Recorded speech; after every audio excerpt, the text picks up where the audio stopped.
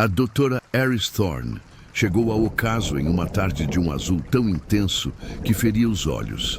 A cidade, aninhada em um vale montanhoso, parecia imune ao caos do mundo exterior. Era um lugar de jardins bem cuidados, casas com cercas brancas e uma paz que beirava o artificial. Aris, uma climatologista renomada por estudar fenômenos atmosféricos anômalos, viera por uma razão específica: a chuva de cinzas, um evento anual que os locais tratavam como uma peculiaridade charmosa, mas que, para a ciência, era um completo impossível. Os moradores de ocaso a receberam com uma hospitalidade polida, mas distante. Sorriam com os lábios, mas não com os olhos. Respondiam às suas perguntas sobre a chuva com as mesmas frases ensaiadas. É uma tradição, traz boa sorte para a colheita. Sempre foi assim. Havia uma uniformidade em suas respostas que soava menos como cultura e mais como um roteiro. A tranquilidade da cidade começou a parecer menos com paz e mais com um silêncio vigiado. Em seu laboratório improvisado na pousada, Aris montou seu equipamento. Ela era uma mulher de fatos, de dados, uma cética por profissão. A explicação mais provável para a chuva era uma combinação de poluição industrial distante e condições de vento únicas. Ela estava ali para provar a lógica, para desmistificar o folclore. Mas, enquanto calibrava seus sensores, não conseguia afastar a sensação de estar sendo observada, não por pessoas, mas pela própria quietude do vale. O dia da chuva chegou sem aviso. O céu azul impecável começou a se tingir de um cinza pálido e perolado. Não havia nuvens, apenas uma mudança gradual na cor do ar. Então, os primeiros flocos começaram a cair. Não eram como as cinzas de um incêndio, ásperas e pretas.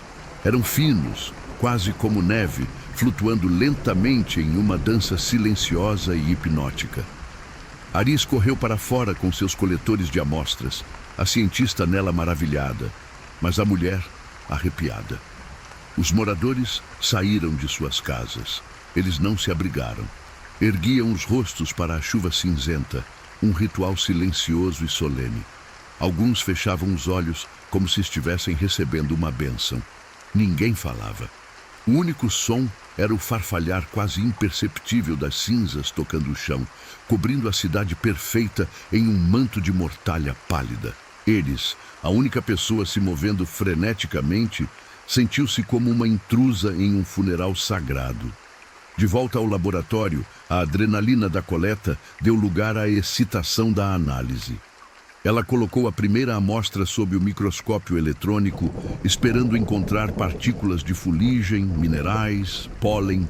O que ela viu fez seu coração parar. As partículas não eram inorgânicas. Eram estruturas complexas e celulares, fragmentadas, mas inconfundivelmente biológicas. E em meio a elas, algo que fez seu sangue gelar, fragmentos de tecido neural. Ela repetiu os testes, as mãos tremendo. Os resultados eram consistentes. A chuva de cinzas era composta por matéria orgânica pulverizada. Carbono, proteínas e traços de DNA humano. A lógica se estilhaçou contra a parede daquela revelação monstruosa. Aquilo não era um fenômeno atmosférico, era a precipitação de um ser vivo, ou, mais precisamente, do que um dia fora um ser vivo. Na manhã seguinte, a cidade estava impecavelmente limpa, como se a chuva nunca tivesse acontecido. Mas para Aris, o verniz de perfeição havia rachado, revelando a podridão por baixo. Ela tentou confrontar o prefeito, um homem de sorriso fácil e olhos vazios. Mostrou-lhe os dados preliminares à prova de material orgânico. O homem olhou para os gráficos e depois para ela, com uma calma enlouquecedora. Que fascinante, doutora! A natureza tem seus mistérios, não é mesmo? Frustrada, ela foi para a pequena biblioteca da cidade, buscando por registros, jornais antigos, qualquer menção a eventos estranhos que coincidissem com a chuva. A bibliotecária, Uma senhora de gestos lentos a ajudou com uma relutância visível. Aris passou horas em meio a arquivos empoeirados. Ela notou um padrão. A cada ano, na semana seguinte à chuva, os jornais locais pareciam editados. Havia espaços em branco onde artigos deveriam estar. Nomes em listas de turmas escolares riscados com uma tinta que parecia tão antiga quanto o próprio papel. Ela encontrou um anuário escolar de 1995. Na foto da turma do terceiro ano, o rosto de um menino estava completamente borrado, como se a emulsão fotográfica tivesse sido corroída por uma única gota de ácido. Em um registro de censo de 1978, a linha inteira de uma família estava riscada, com uma anotação na margem: erro de contagem. Pessoas estavam sendo apagadas, sistematicamente, anualmente. A palavra equilíbrio aparecia com uma frequência alarmante nos textos antigos que encontrava. Editoriais do início do século XX falavam sobre manter o equilíbrio do vale, sobre o sacrifício necessário para a nossa paz. Não era uma metáfora. Aris percebeu que a cidade não estava apenas escondendo um segredo. Estava participando ativamente de um ritual. A prosperidade de Ocaso tinha um preço, e o preço era uma pessoa. Sua investigação a levou a se concentrar na última pessoa apagada. Um nome, Elias, surgiu em um fragmento de carta que ela encontrou dentro de um livro. Ele era um artista, um forasteiro que, segundo a carta, fazia perguntas demais. Aris foi até o endereço que seria seu ateliê. A porta estava destrancada. O lugar estava coberto de poeira, mas não a poeira do abandono. Era a mesma cinza fina e pálida da chuva. E em todas as telas, as figuras humanas haviam sido borradas, seus rostos apagados. O medo começou a se infiltrar nos ossos de Aris. Ela não era mais uma observadora. Ela era uma ameaça ao equilíbrio deles. Os olhares dos moradores não eram mais distantes, eram vigilantes. Os sorrisos polidos agora pareciam máscaras de predadores. Ela começou a sentir o peso da consciência coletiva da cidade. Uma força silenciosa que a pressionava, que a julgava. Ela precisava de uma confissão, alguém de dentro que pudesse quebrar o pacto de silêncio. Sua única esperança era a velha bibliotecária, a senhora Almeida. Havia um tremor em suas mãos, um vislumbre de medo em seus olhos que traía a calma forçada. Aris a encurralou no final do expediente, na penumbra da biblioteca vazia.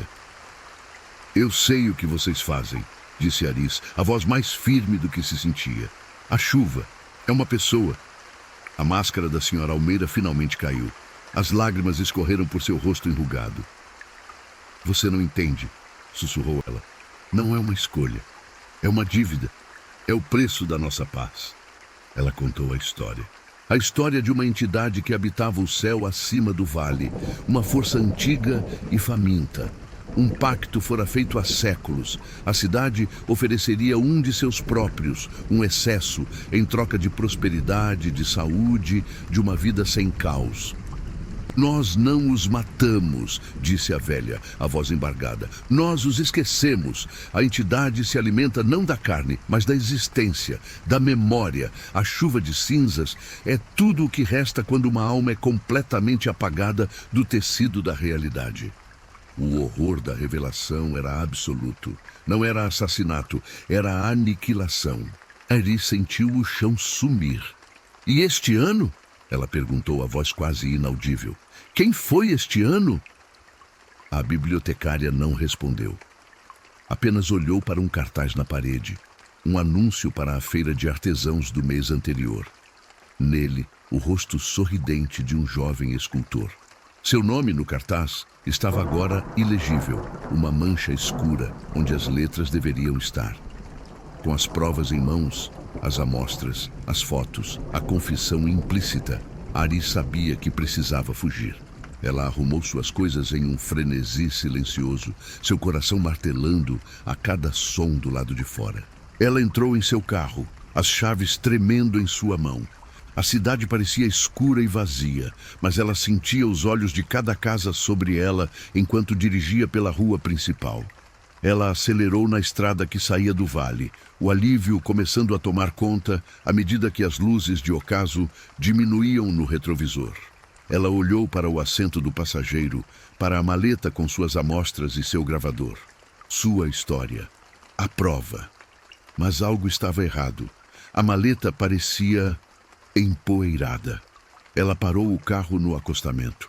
Abriu a maleta. Os frascos que continham as amostras de cinzas estavam cheios de poeira comum. Seu gravador estava mudo. A entrevista com a senhora Almeida, um arquivo corrompido de estática. Seus cadernos de anotações estavam cheios de páginas em branco. Apenas a primeira página tinha algo escrito: Fenômeno atmosférico em ocaso. Conclusão: pólen e poluição industrial. Um pânico frio a dominou. Ela tentou se lembrar do rosto da bibliotecária, do nome do artista apagado, dos dados em seu computador. As memórias estavam se desfazendo, se tornando distantes, como um sonho que se dissipa ao acordar. A influência da entidade não estava confinada ao vale. Ela apagava não apenas a vítima, mas a memória da própria transgressão. Ela olhou para o retrovisor, para a estrada escura atrás dela. Ela não se lembrava de onde estava vindo. Sentia uma ansiedade profunda, uma sensação de ter esquecido algo terrivelmente importante, mas não conseguia se agarrar à ideia. Ela ligou o carro novamente. Em seu rosto, um sorriso calmo e sereno se formou. Um sorriso que não chegava aos seus olhos. O equilíbrio do vale havia sido restaurado.